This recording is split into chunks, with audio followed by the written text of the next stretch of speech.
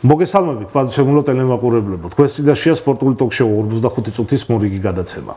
დღეს გადავწყვიტეთ იმერეთის ერთ-ერთი ულამაზესი ქალაქის საფეხბურთო თავისებურებებს, საფეხბურთო ცხოვრებას შევეხოთ.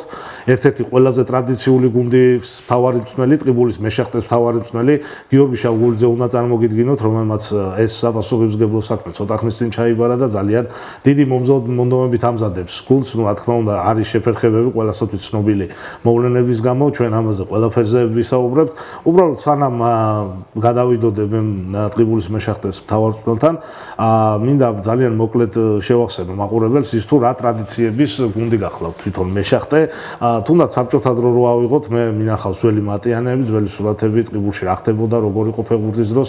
იქ არც მეტი არც ნაკლები თვითონ ბატონი ანდრო ჟორდანია მუშაობდა ქართული ფეხბურთის პატრიარქად წოდებული ძალიან დიდი მწვრთნელი, რომლის კვალის დღესასწაულსაც ჩინოა ქართულ ფეხბურთში და მოკლედ ამის თქმა მინდა რომ მეშახტე ნამდვილად არ არის რიგითი გუნდი და მით უფრო საინტერესოა შეხვედრა ამ კლუბის მთავარ მწვრთნელთან. ჩვენ ზოგადად იდეაში ძალიან გვინდა და ამას გავაკეთებთ კიდევაც რომ ნელ-ნელა აუცილებლად მოვიცავთ იმერეთის მთელ რეგიონს, რადგან ის უფრო ჩვენთან ახლოს არის და ასევე ჩვენ დედაქალაქიდანაც ხშირად ვყავს სტადია სტუმრები. უბრალოდ მე მინდა რომ აქცენტი გავაკეთოთ გარკვეულწილად იმერეთის რეგიონის გუნდების მთავარ მწვრთნელებზე, რა ხდება ჩვენ რეგიონში, როგორ ხდება, ამას თავისი ინტერესი ახლავს, რა თქმა უნდა. ბატონ გიორგი, მე მინდა მოგესალმოთ და მადლობა მოგახსენოთ პირველ რიგში იმისთვის, რომ ამ უაღრესად რთულ დროს გამოძებნეთ იმის საშუალება, რომ დღეს ჩვენ ერთად ყოფილიყავით ამ სტუდიაში. მე მინდა შეკითხვით დავიწყო. პირველ რიგში, რა თქმა უნდა, ჩვენ ძალიან ხშირად ვკითხულობთ ხოლმე ზოგად ვითარებიდან გამომდინარე ამას და ახლაც ვერავწდებით. რა თქმა უნდა, ხელი შეგიშალათ შექმნილ ვითარებამ და რა ხდება ამ წუთში გუნდში ალბათ ბიჭების სახლიდან ემზადებიან შეძლების დაგვარად და რა კორექტივები განაპირობა ყოველივე იმან, რაც დღეს ჩვენ ქვეყანაში და მთელ მსოფლიოში ხდება თქვენი მზადების პროცესში. მადლობთ, მოგესალმებით.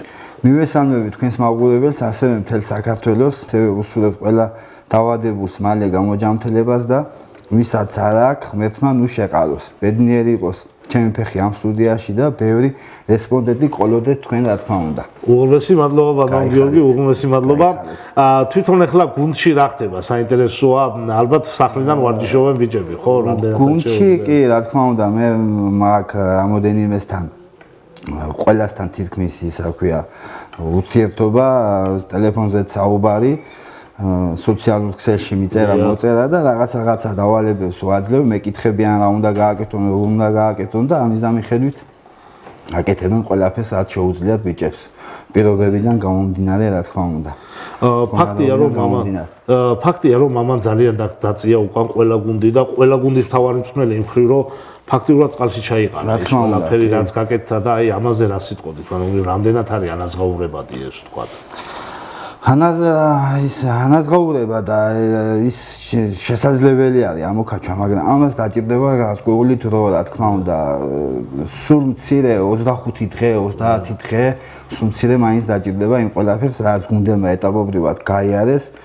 თითოეული დღე, თითოეული ვარჯიში ამ ყველაფერს უნდა ამოქაჩვა უნდა, თავიდან დაწყება უნდა ყველაფერს და იმ კონდიციამდე, მდგომარეობამდე, ფუნქციონალური მდგომარეობის ამაღლებას ამ ყველაფერს დრო უნდა, რა თქმა უნდა და დაჭირდება სადღაც 25 დღეს უმცირე. გუნდი მივიდეს იმ კონდიციამდე, რასაც საშეჯიბრო ის ქვია უკვე. ანუ შეიძლება რომ ცოტა ყველა გუნდზე მაგ აქ ლაპარაკი ცოტა მოუმზადებლად მოხდეს შართვა, იმიტომ რომ შეიძლება მაგ ხელა დრო ვერ იქნას გამოყოფილი, ხო, ფაქტია რომ იქიდან გამომდინარე რაც მაგრამ ეს უკვე სხვა საკითხია. ბატონო, მიზნებზე მინდა შეგეკითხოთ. აი, რა მიზნები დგას გუნდის წინაშე ამ ჩემპიონატზე? ეს არის, ლიგა 3-ში ადგილის შენარჩუნება, ვთქვათ, თუ აი უფრო მეტისთვის ბრძოლა, თუ აი რა მიზანია დგას? რა თქმა უნდა, ლიგა 3-ში დარჩენა და მაღალი შედეგებისთვის ბრძოლა, რა თქმა უნდა, წყლიდან გამომდინარე, მაღალ საფეხურებზე ყოფნა გუნდისა. მე მინდა ის ხალხს ვახსენოთ, ვიცით, ვინც თქვათ გიდგათ გვერდში, რა თქმა უნდა, ფონდი გამოსაყოფია და აბევიცი რომ ადგილობრივი მხრიდანაც ხდება გუნდის უფროსობას, ადგილობრივი მუნიციპალიტეტი, ხელმძღვანელობა, ასე ვთქვათ, ქალაქის მერი, გამგებელი, ყველანაირად უდგას გვერდში გუნდის უფროს ხელმძღვანელს, რომ გუნდმა ასე ვთქვათ, კარგად ყველაფერი ჩაატაროს, ჩაიაროს იმან ჩემპიონატმა. ბატონ გიორგი, საინტერესოა თვითონ ახლა მე ვიცი რომ ბევრი რამე შეიცვალა გუნდში შემადგენლობის თვალსაზრისით, იგივე რაც მას შემდეგ რაც ბატონმა ლევან ჯოხაძემ დატოვა გუნდი, არაერთი ფეხბურთელი თვითონ ბატონ ლევანს ასე ვთქვათ გადაყვა ჩხოროწყუს სამეგრელოში და რა სამუშაოები ჩატარდა და ვთქვათ ვის შეიძლება იცნობდეს ახალ წვეულებიდან ჩვენი საზოგადოება, ვის შეიძლება ჩამოთვალოთ რომ ვინ გაავისით გააძლიერეთ გუნდი ვთქვათ.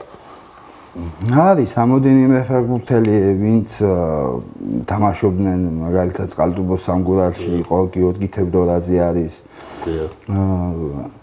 გოგი ჩაიშვილი არის, კიდევ ცოტნე ხარაბაძე. ბატონ გიორგი, აუცილებლად უნდა შეგეკითხოთ ამის თაობაზეც. ეხლა რა თქმა უნდა, მეშახტი არის დიდი ტრადიციების გუნდი. მე მინდა გულშემატკივრებზე ვთქვათ, რამდენად გძნობთ გულშემატკივრების მხარდაჭერას.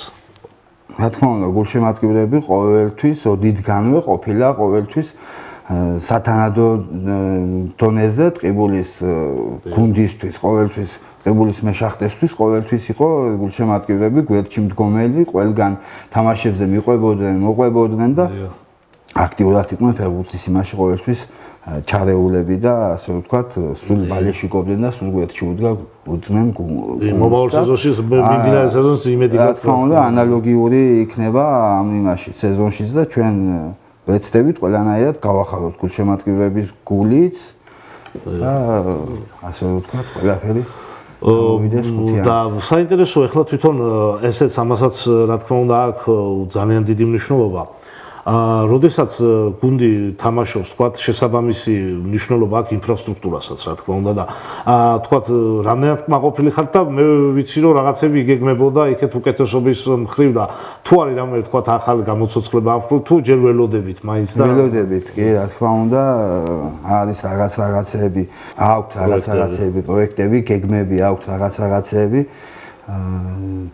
ამ ყველაფერს განხორციელება უნდა და დახმარება უნდა, რა თქმა უნდა, დაეხმარება გარკვეულწილად ფედერაციას, გარკვეულწილად ადგილობრივი ხელმძღვანელობაც და ერთობლივად გაკეთდება საერთო საქმე ტყიბულის ქალაქის. ეხლა როგორც საინტერესო თქვენი აზრი, როგორც აი მწვრთნელი გუნდის და როგორც ყოველდღიურობის ძალიან კარგად ვცოდნე.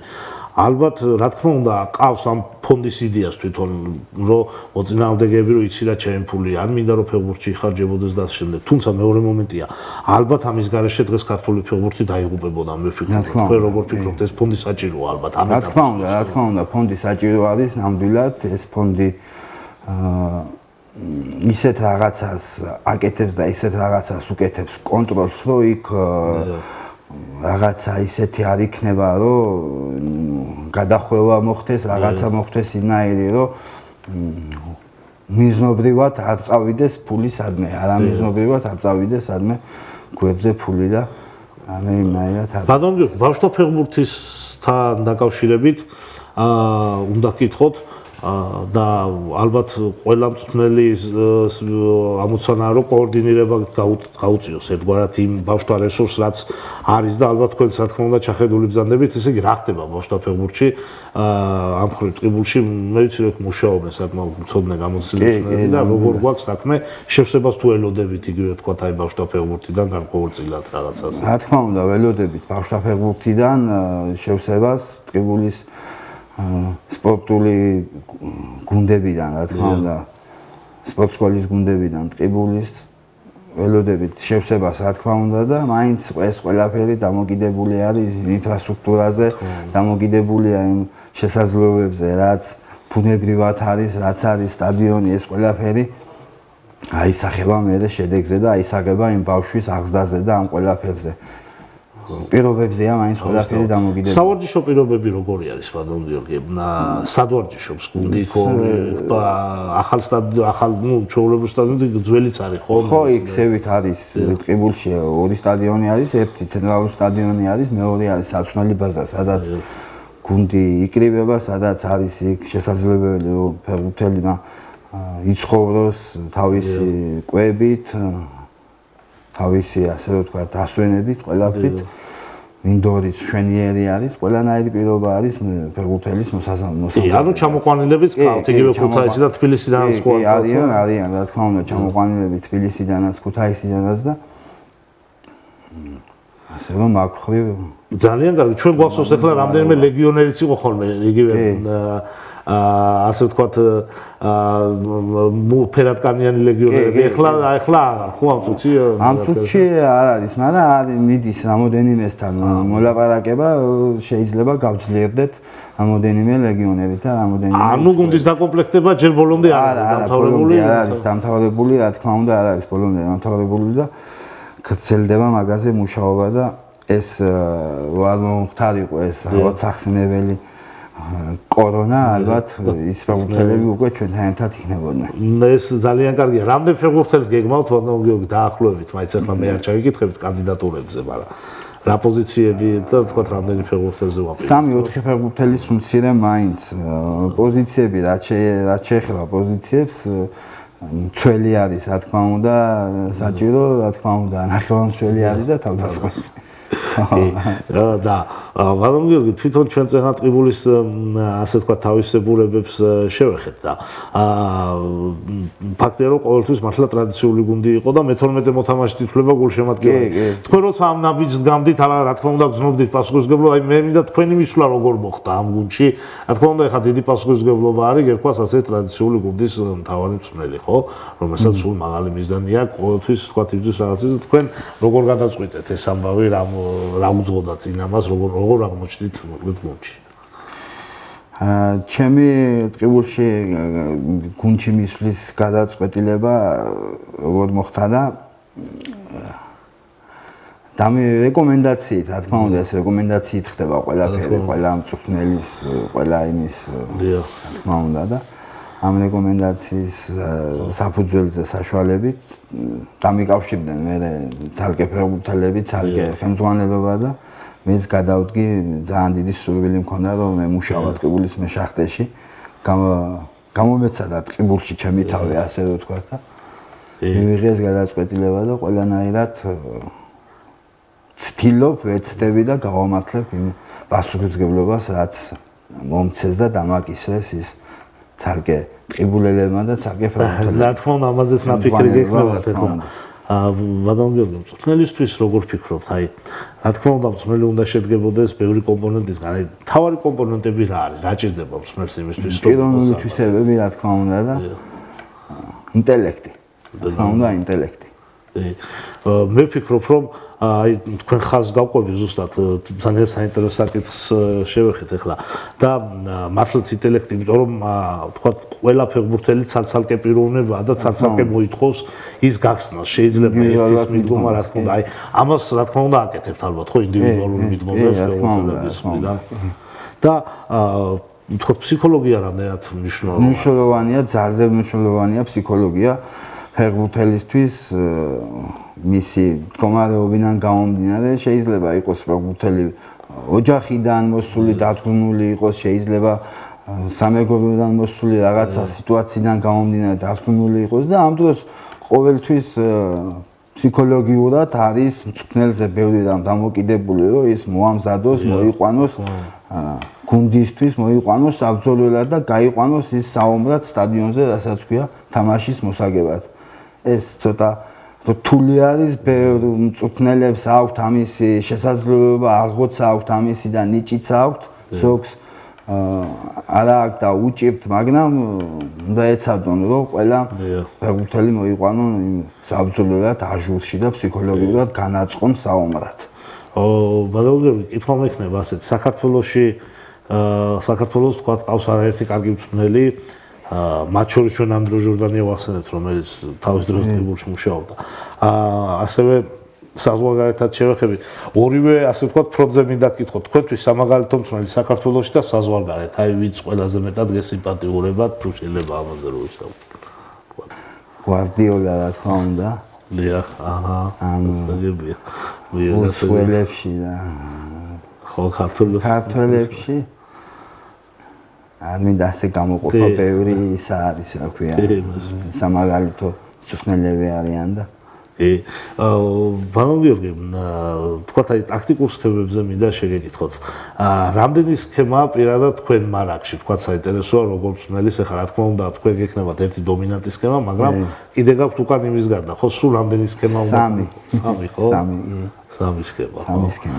და ამადგან ყველაზე თქვათ ესეთი ხშირად რომელს მიმართავთ ხოლმე და რატო? ანუ რითი არის ეს კარგი როგორ?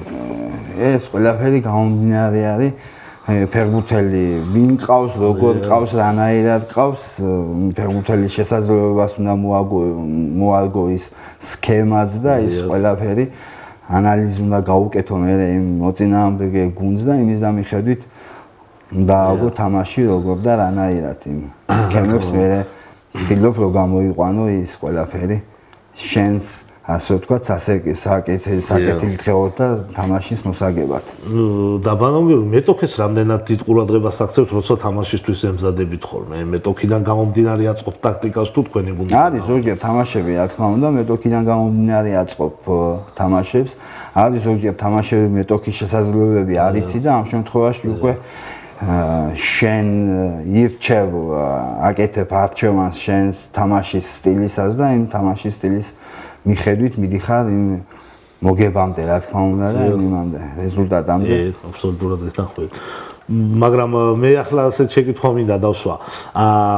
თქვათ მოწინააღმდეგეს ახლა ქართულ რეალობაში მით უმეტეს ჩვენ ცოტა დაბალ ლიგებში ჭირს მაინც ისეთი მუშაობა რომ ყველა მეტოქეზე ამომწურავ ინფორმაცია ქონდეს შენ წახვიდე და ყოველთვის აი დისკიც არ ხალხა აი როგორ ივსებთ ხოლმე ამ ვაკუუმს თქვათ არის კლუბში ამის საშუალება რომ თქვათ ყველა მეტოქეზე იყოს ამომწურავ ინფორმაცია თუ არის რაღაცები და ისევ და ისევ ჩვენი გზები და ჩვენი საშუალებებით და ჩვენი მითინე რა ქვია მეგობრულად მწვნელს თხოვს და ასე არნაირი იმგენით ხდება მაგ იმგენის მოპოვება ასე ვთქვათ ანალიზი რო გააკეთო მე იმ თამაშის და იმის ზოგჯერ ჩუმად ხდება ხო რა თქმა უნდა ახლა ბანანური ლიგა 3 მე ვიტყოდი რომ აი ჩვენ დონეს თუ გავითვალისწინებ სულაც არ არის ხელწამოსაკრავი ლიგა ახლა ამ ქვედა ლიგებში ძალიან ბევრი გამოცდილ ფეხბურთელს შეხვდები ვისაც თავის ძროზე უმაღლეს ლიგაში თამაშია და რა სიტყვით ზოგადად თქვენ ლიგაზე აი როგორი ლიგაა ეს და რა პრიორიტეტებია აი თქვათ როგორ უნდა ითამაშოს გუნდმა რომ წარმატებას მიაღწიოს თქვათ და ამ კითხვას რატო ვსვამ მე ვფიქრობ რომ ყველგან მაგალითად შეიძლება ითამაშოს ძალიან ტექნიკური ფეხბურთი ამ ლიგებში დაბალ ლიგებში და ყველგან არ გაგიმართოს კი არ გაგიმართოს აი ამას აი როგორ უყურებ თვითონ ამ საკითხს თქვა ზოგჯერ მინდორი არ გაძლევს საშუალებას ზოგჯერ მდგომარეობა სიტუაცია ნუ ფავორიტ გუნდებზე რა სიტყვით ბანონგერი ვინ არიან ლიგის ფავორიტები აი როგორ ჩანს ამ გადასახედიდან თქვა ასე ფავორიტს ჯერ ვერ გამოვყოფთი რა არიან ბევრი ძლიერი გუნდები მაგრამ ჩვენ საკმაოდ ძლიერი გუნდი ვართ. დიახ. არის კერძო ინვესტიციებიც მე მგონი ამ ლიგაში ხო რაღაც დონეზე თქვა შეიძლება. კი, არის გუნდები, აქვთ დაფინანსებები, კერძო ინვესტორები ყავთ, არის კი. თქვენ ხა უკვე ჩაერთვეთ ამ გათამაშებაში ამაც ავოცახსენებელ კორონამდე და აი პატარა მოკლე მონაკვეთის შტაბეჭდილებები მინდა გთხოვოთ რომ გაგვიზიაროთ აი რა შტაბეჭდილებად მაგალითად ახლა მე ესე იგი უყურეთ საბურთალოსთან იმას აქვია თამაშს და ძალიან სასიამოვნო შტაბეჭდილება დატოვა გუნდმა მიუხედავად იმისა რომ დამარცხდა თქვა აი სეზონის დასაწყისში რა შეგიძლიათ რომ თქვათ სეზონის დასაწყისში რა შემიძლია რომ თქვა და ის მცირე დრო იყო რა თქმა უნდა მოსამზადებლად რაღაც 20 დღე გქონდა იმისთვის რომ გუნდი მომზადებული იყო რა თქმა უნდა 60 დღეში რაც იყო ის გასაკეთებელი ყველაფერი ვერ გავაკეთეთ ვერ ჩავეტიეთ ასე ვთქვათ დროიდან გამომდინარე საკონტროლო თამაშებიც ვითამაშეთ საკმარისად რომ გუნდი შეთამაშებული იყო და რაღაცა ჩამოყალიბებული იყო ჩვენი სათამაშო სტილი ასე ვთქვათ და რაც შეეხება საბურთალოსთან თამაშს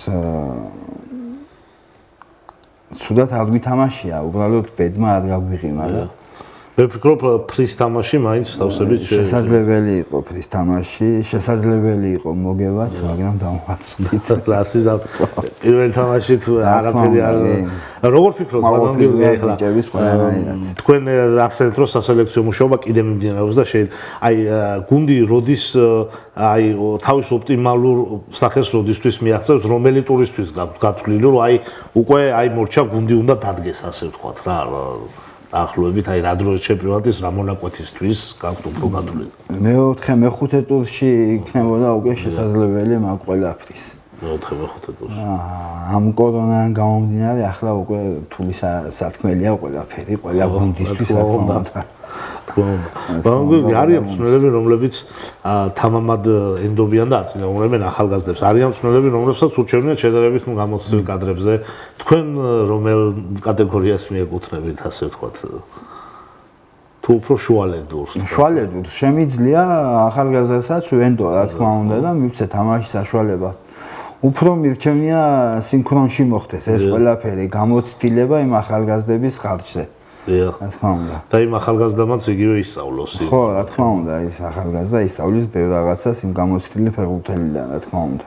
და აი როგორ ფიქრობთ ეს მუდმივი ასე ვთქვათ თავის ტკივილია ჩვენი ფეხბურთის ეს ახალგაზრდა ფეხბურთელები ზოგადად ვთქვათ აი 17-16 წლის ასაკში გვაჩვენებენ კარგ ფეხბურთს ვითარდებიან და მე 2 წელიწადში უცებ ძალიან დიდი მუხრუჭი ხდება მათ კარიერაში და ასე ვთქვათ იკარგება. თქო უნდა ეს დიდი პრობლემაა, მაგრამ ალბათ ნაფიქრი იქნება, თამარ თავარი მიზეზები რა გვაქვს ჩვენ აქ, რატომ მივდივართ? ეს არის ჩვენი მენტალიტეტი შეიძლება, ეს არის მიდგომა საქმისადმი, აი რატო ფაქტია რომ ეს პრობლემა გვაქვს, ხო ბატონო?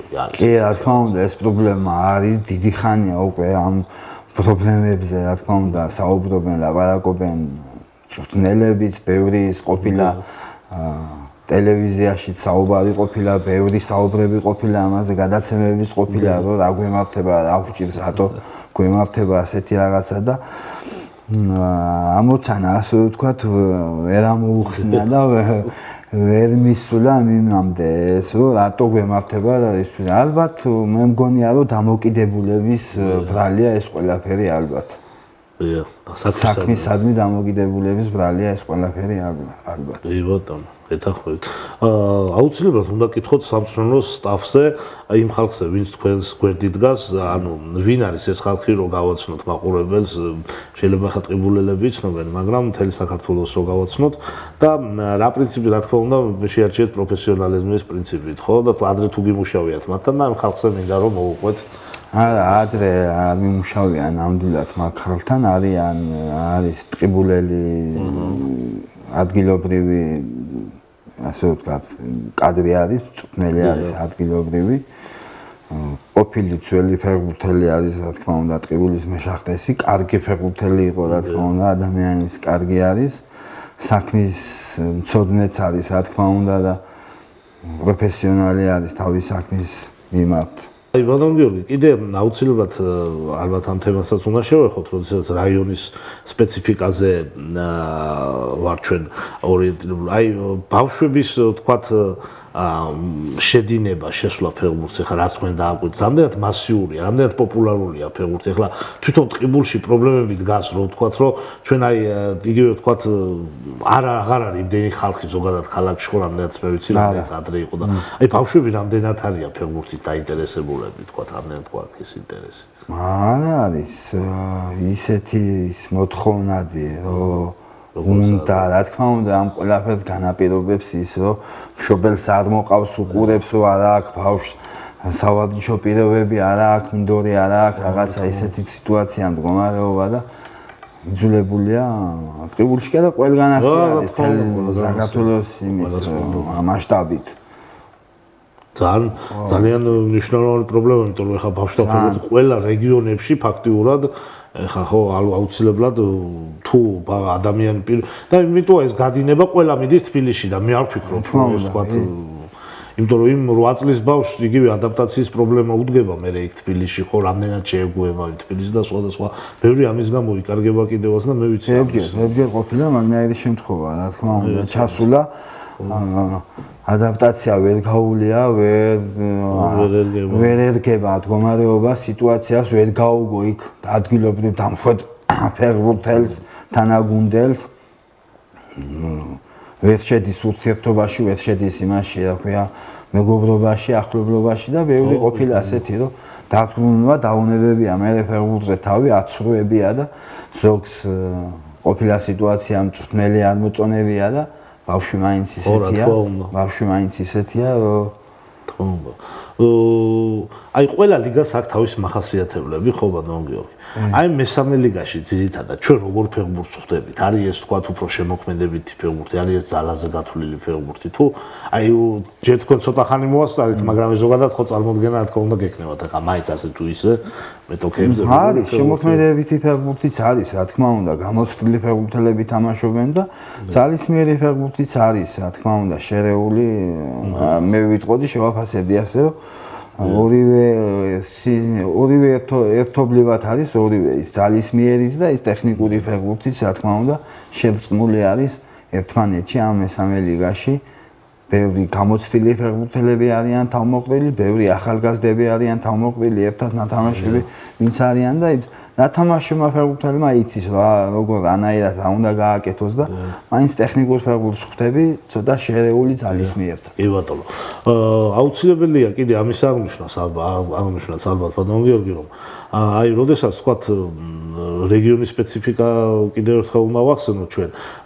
როდესაც იქ თქვათ გასპარეზობს რეგიონის გუნდი, ძირითადად სახლის ქულებზე არის ხოლმე გათვლა. თქვენ ასე ხართ თუ იგივე გასვლაზედაც გუნდი ყველანაირად თქვათ აი სტრატეგია როგორია? რა თქმა უნდა, თამაში, ყველა თამაში ჩვენთვის მნიშვნელოვანი იქნება, როგორც სახლის თამაში, ისე გასვლის თამაში, რა თქმა უნდა, მაგრამ დავისახავთ სხვადასხვა მიზნებს და სხვადასხვა რა თქმა უნდა სქემას და სტილს და ყველაფერს საათ როგორ რანაირად სახლის თამაში სხვა თამაში ვითამაშებთ გასვლის თამაში და სხვა თამაში ვითამაშებთ რა თქმა უნდა ნუ ჩვენ ყველა ვთანხმდებით იმაზე რომ ეხლა 2020 წელს როგორმე უნდა დასრულდეს ეს ჩემპიონატი თუნდაც იმ ფინანსური ვალდებულებებიდან გამომდინარე რომელიც ფონდიდან თქვათ მოდის და ამ ფედერაციის ინტერესებში შედის ცოტა ადრე ალბათ ამაზე ლაპარაკი, თუმცა აი დამაიმედებელი ტენდენცია ის არის, რომ ევროპაში არაერთმა გუნდმა უკვე დაიწყო ვარჯიში და მე ვფიქრობ, შორს აღარ არის ღმერთს წყალობით ის დრო, როცა ჩვენც გავალთ მინდორზე,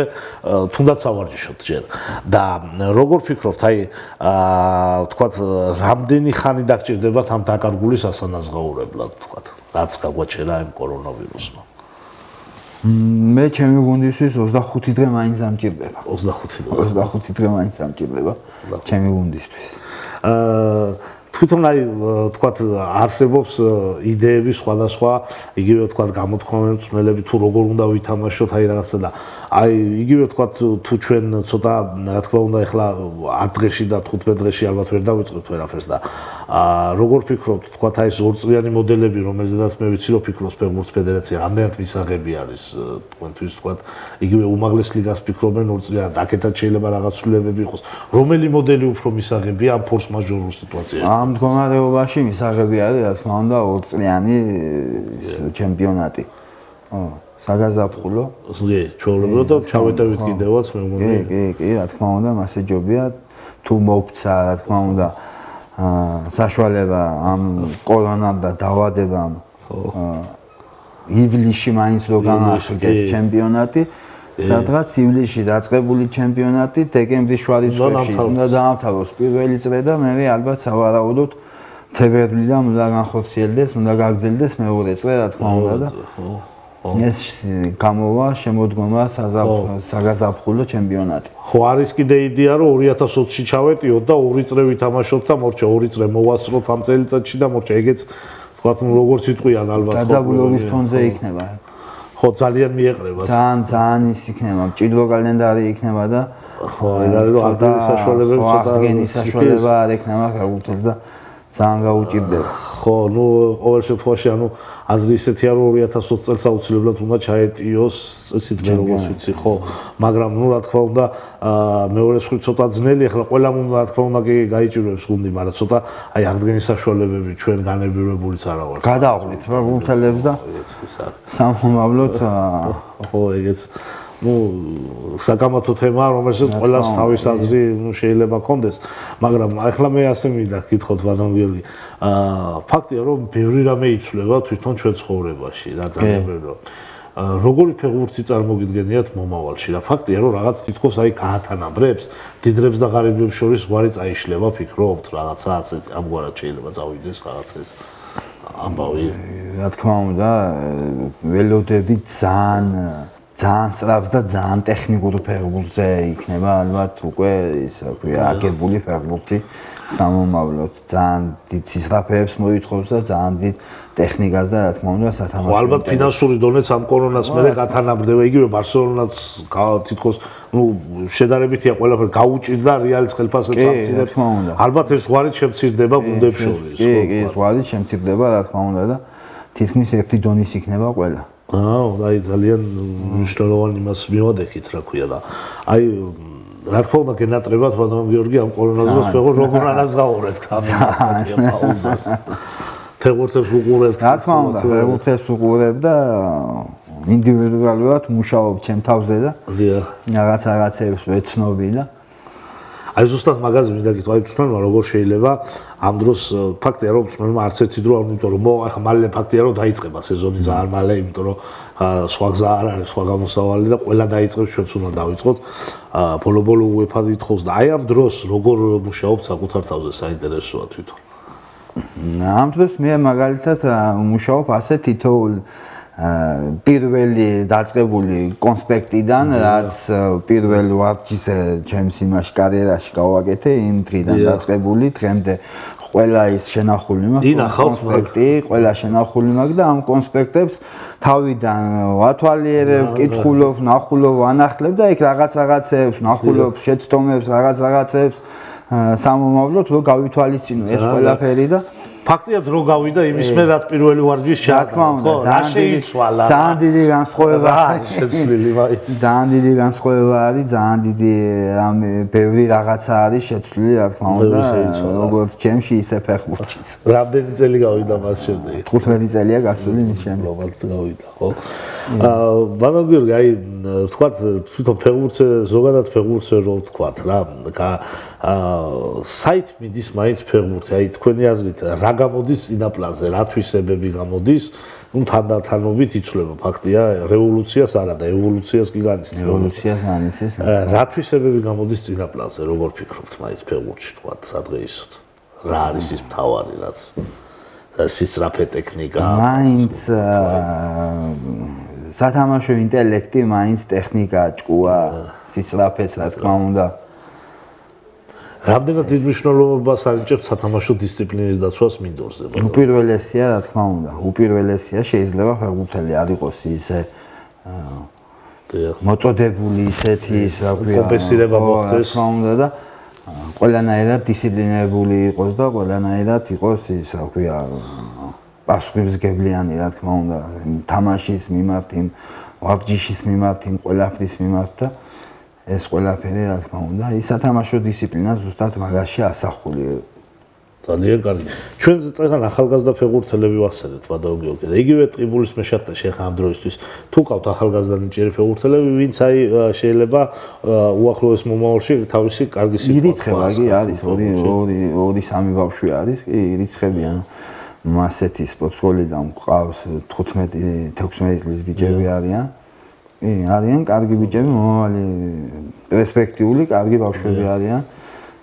ვიზეთ შეიძლება მე რამოდენიმე წელიწადში დაგკმობა მოხდეს და გააკეთოს ტყიბულის მეშახტე. კარგი ძალიან. ბატონო გიორგი, აუცილებლად გვერდშორაულით ალბათ ერთ მნიშვნელოვან თემასაც რა თქმა უნდა ქართულ ფეხბურთში ზოგადად ყველა ველოდებით ეხლა ბელარუსთან შეხვედრას რომელიც არადა არ გვეღირსა და რა სიტყვით აი ამ თამაშზე ეხლა გადაიდო კიდე ერთხელ ფაქტია და რა ასე ვთქვათ როგორი განწყობით ასე ვთქვათ ველოდებით ამ თამაშს და რას ფიქრობთ უშუალოდ ამ მატჩის გარშემო განწყობა რა თქმა უნდა იდეალურია ელოდება თელი საქართველო რა თქმა უნდა მაგ თამაშს და ძალიან დიდი ასე ვთქვათ წინ გადადგმული ნაბიჯი იქნება და ძალიან დიდი ასოებით შევალთ ჩვენ ქართული ფეხბურთი და საქართველო რა თქმა უნდა ამ გამარჯვებით ბელარუსიას უნდა მოვუგოთ აუცილებლად მოვუგებთ კიდევაც დარწმუნებული ვარ ამაში მაგრამ მე იქეთაც შემდეგაც რა თქმა უნდა იმ ჩრდილოეთ მაკედონიასა და კოსოვოს შორის გამარჯვებულ შორის იმათაც დავამარცხებთ და ჯერათ ანუ კი ჯერავს ამჯერავს ამისი და ეს იქნება ძალიან დიდი ასე ვთქვათ მიღწევა და დიდი როლი იქნება ქართული ფეხბურთის. უშუალოდ საქართველოს ნაკრებზე უნდა გითხოთ, რას ფიქრობთ აი ინფორმაციის გუნდზე, თქვა. კარგი გუნდი არის, კარგი ნაკრები არის, რა თქმა უნდა, მწვრთნელიც კარგი აი ესედაც მინდოდა ხოლმე კითხაი როგორ კარგი ყავს, კარგი გამოცდილი მწვრთნელი ყავს, კარგი დისციპლინირებული გუნდი ჩამოაყალიბა. შედეგიც სახეზეა რა მოგწონთ ვაისის მუშაობაში ყველაზე მეტად აი თვალს რო ადევნებთ ახლა თქვა ნაკრების თამაშს მწვრთნელი მაინც სხვა თვალით ხედავს ხო მწვრთნელის მუშაობას და აი რა მოგწონთ ყველაზე მეტად ტაქტიკური შეხედულება რა თქმა უნდა და ის ხედვა დროული გადაწყვეტილებების ის აქ მიღების საშუალება და ალღო რა თქმა უნდა იმ დროული გადაწყვეტილებების ცალკე უნდა გითხოთ გიორგი ჩაკვეტაძეზე როგორც სამთავრობის ალბათ ერთ-ერთ თავმოყრას რას ფიქრობთ ამ ბიძზე თქვა რამდენად ეხლა ცოტა რაღაცა ტრავმების გამო ბოლო დროს ხელი შეეშალა მაგრამ მე ვფიქრობ რომ მაინც თქვენ ეს სიტყვით აი ამ ფეხბურთელზე თქვა გიორგი ახალგაზრდა ნიჭიერი ფეხბურთელი არის და ძალიან ახალგაზრდა ძალიან ნიჭიერი ფეხბურთელი არის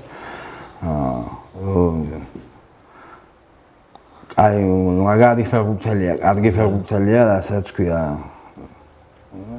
იმედია აასრულებს ეს ხო მასე უნდა დაასრულოს მასე დაასრულებს ალბათ კაი მართლა კაი ბიჭი არის ყველანაირად და აი ვაგიორგი თვითონ ბელარუსისგან რას ელით თქვა აი როგორი გუნდი გუნია და რა შეიძლება ჩვენ ველოდოთ ბელარუსის ნაკრებისგან ბელარუსის ნაკრებიდან ალბათ უფრო ფიზიკური სიძლიერით იქნებიან გამორჩეულები და უფრო ძალისმიერი ფეხბურთის მიმდევრები და ძალისმიერი ფეხბურთის ჩვენებას ველოდებით უფრო ვიდრე ტექნიკური ფეხბურთის კოსოვო და მაკედონია რომ ვთქვათ, ნუ ორივე ფაქტია ახლა ძლიერი გუნდია, რომელს უფრო მეტ შანსს მიცემდით, რომ ასე ვთქვათ, წყვილი მოიგოს და ჩვენ, ნუ, ფინალში გამოვიდეს, ვთქვათ, ყველას. ჩემი აზრით, ჩრდილოეთ მაკედონია ჯობია მაინც მასპინძელია თან, ხო? თან მასპინძელია წვილის და ჩრდილოეთ მაკედონია ჯობია მაინც. ხო, იგივე ვთქვათ, ხო, ალბათ, უნდა დაგეთანხმოთ. და ვაგონი თვითონ აი ევროპის ჩემპიონატს გასვლას თქვენი აზრით. აი ფაქტია რომ დიდი რაღაცის დასაწყისი იქნება და რა იქნება ეს თქვათ ჩვენი ქვეყნისთვის, ალბათ ბუმიც იქნება. ბუმიც იქნება, რა თქმა უნდა, წინსვლა იქნება ფეხბურთის, ქართული ფეხბურთის და მე ბევრი ქართველი ფეხბურთელების განდინების საფუძველი იქნება იმ სხვადასხვა ევროპის გრანდ გუნდებში, რა თქმა უნდა. და ალბათ ისიც იქნება რომ აი დღეს რომ შობელი კითხვა სვამს რომ სად წავიყვანო ბავშვი იმას ბევრი პასუხი აქვს და ეხლა ვიყოთ გულწრფელები ნელ-ნელა მე რასაც უყურებ ფეხბურთი ასე ვთქვათ გვინდა არ გვინდა აი ამ დონეზე მაინც რომ როცა მშობელი არჩევანს აკეთებს აღარ არის უპირობო პირველი ნომერი რა მე ვიტყოდი იმიტომ რომ იმას სხვა ალტერნატივა აი ამ გასვლის შემდეგ მე მგონი ეს ფეხბურთი უკვე ისევ დაიბრუნებს დაიბრუნებს თავის რა თქმა უნდა დაიბრუნებს თავის სახელს და თავის იმას ღირსებას და ყველაფერს რა თქმა უნდა რა თქმა უნდა იმიტომ რომ მოგვენატრა დიდი წარმატება ქართველებს ფაქტია რომ აი რამდენი 13 მაისის შემდეგ 91 წლის 13 მაისის შემდეგ რა თქმა უნდა მოგვენატრა ნამდვილად. რა თქმა უნდა, თქვენ გახსოვთ ის ამბავი, თაობა არის, ვისაც საერთოდ აღარ ახსოვს და აი ვერც კი წარმოუდგენია, როგორ შეიძლება ეს რანამედროვეს, ალბათ ეს გარკვეულწილად მეორე ჩვენი უბედურება, რომელსაც აუ ასე თუ ისე გვერდს ვერაუვლით და ისა, მაგრამ მე მინდა ახლა ასე დავსვა კითხვა. ბატონ გიორგი, თვითონ საქართველოს ნაკრებზე ჩვენ შევეხეთ, ნუ გარკვეულწილად საფრთხეს შტაბს შევეხეთ. როგორ ფიქრობთ, აი საქართველოს ნაკრები რო ავიღოთ, ჩვენი გუნდის თვითონ თავარი სიძლიერე რაში მდგომარეობს? აი ეს არის თქვა, რა თქმა უნდა, გუნდი გუნდურად განისჯება, მაგრამ ცალკეულ კომპონენტებში ეს არის შეტევა უფრო დაცვითი ფაზა თუ აი რა არის ჩვენი გუნდის თავარი სიძლიერე, თქვა, ნაკრებში? შეტევითი ფაზა, რა თქმა უნდა, და ინდივიდუალიზმი. და ალბათ კონკურენციაც იმატებს, იმიტომ რომ გადახედო ორ-ორი კაცი თითო პოზიციაზე გუნდი ჩვენ ორ-ორი სამ-სამი ფეხბურთელები არიან ძლიერები თითო პოზიციაზე ნამდვილად. კი და რა თქმა უნდა კონკურენციას თვითონ კონკურენციის მომენტს როგორ უყურებთ ბატონ გიორგი? კონკურენცია აუცილებელი არის, რა თქმა უნდა, ეს ნებისმიერ საკითხში და ნებისმიერ საქმეში რაც არ უნდა იყოს, რა თქმა უნდა, აუცილებელი არის, რაც უფრო ის არის კონკურენტ უნარიანი არის გუნდი და არის გუნდში ერთ პოზიციაზე რამოდენიმე ფეხბურთელი ფეხბურთელებს მოდუნების საშუალება უფლება არ აქვთ იქ უკვე მოდუნდება ის ჩაანაცვლებს ის მეორე მოდუნდება ეს პირველი ჩაანაცვლებს თვითონ თქვენთვისაც ახლა ამ ლაპარაკიდან გვასკვნე რომ არ არსებობს გამოკვეთილი 11 კაცი რომელიც არ იცვლება არანაირად რა თქმა უნდა შეიძლება რომ ფიქრობს იმ მე-18 კაცმა შეცვალოს ის მეორე კაცი რა თქმა უნდა ეს როგორ ვარჯიშებიდან გამომდინარე რა თქმა უნდა და საქმისადმი მიდგომიდან გამომდინარე რა თქმა უნდა ძალიან მისასალმებელია ასეთი მიდგომა მეც სიბათლე გითხრათ მომწონს ძალიან რომ ანუ უშანსო არავინ რა თქმა არა უშანსო ნამდვილად დოგმა არ არის რომ ის 11 კაცი უნდა იყოს აუცილებლად არანაირად ბატონ გიორგი, ჩვენი საუბარი ახლა ასეთ ბოლოსკენ წავიდა. მე მინდა რომ ჩვენი საუბრის ბოლოს მიმართოთ ტყიბულელ გულშემატკივარს ერთი-ორი სიტყვით თვითონ ზოგადად გულშემატკივარზე, სტაფონელ გულშემატკივარს. აქვე მე მინდა მადლობა გითხრათ ჩვენ სტუდიაში მომბრძანებისთვის და იმისთვის რომ გამონახეთ დრო და კიდე არაერთხელ გვინდა რომ გვეწვიოთ. ძალიან სასიამოვნო ჩაიარა ამ დრო და რაღაცა მიმართოთ გულშემატკივარს ნამდვილად მიმართავ ტყიბულის საფეხბურთო ტყიბულის გულშემატკივრებს რა თქმა უნდა მიმართავს სტაფონის გულშემატკივრებს მიმართავ რა თქმა უნდა სრულიად საქართველოს ფეხბურთის გულშემატკივრებს რომ ქართული ფეხბურთი ისევ გაცოცხლდება ისევ აღორძინდება გადავლახავთ ყველა ერთად ამ ასე ვთქვათ დავადებას კორონას, ავად სახსენებელს, რა თქმა უნდა და ყველაფერი დაბრუნდება ის ფეხბურთის ცხოვრება, ის რითმიც, ყველაფერი წესრიგში, ყველაფერი ისე დაუბრუნდება თავის ძველ სახეს, რა თქმა უნდა და ყველას უსურვებ წარმატებას და ყველას გონდეთ ძალიან დიდი მადლობა და მე მადლობას მოგახსენებთ კიდევ ერთხელ პირიქით მადლობა რასაც ასეთი საინტერესო კარგი პირიქით ძალიან დიდი მადლობა მინდა გითხრათ პატივცემულო ტელემაყურებლებო ჩვენი გადაცემა დასასრულს მიუახლოვდა ჩვენი სტუმარი გახდათ საფეხბურთო კლუბ ტყიბულის მეშახტეს მთავარი მწვრთნელი ბატონი გიორგი შავგულიძე მე მინდა მას წარმატებები უსურო ჩვენ მეზობელ ტყიბულის მეშახტეს გუნდს და მე მინდა ასევე საფეხბურთო სეზონის მალე განახლება მისურვოთ მე ვხედავ როგორ გვიჭირს ჩვენ ვხედავთ ყველას როგორ გვიჭირს უფეხბურთოთ ასე ერთად და დავძლებთ ამ კრიზისსაც მე მინდა მჯეროდეს და სულ მალე ჩვენ მოედნებზე ახმაურდება ჩვენი მოედნები და ბურთიც გაგორდება უღმესი მადლობა პატივცემულო ტელემაყურებლებო ჩვენ კიდე არაერთხელ შევხვდებით ერთმანეთს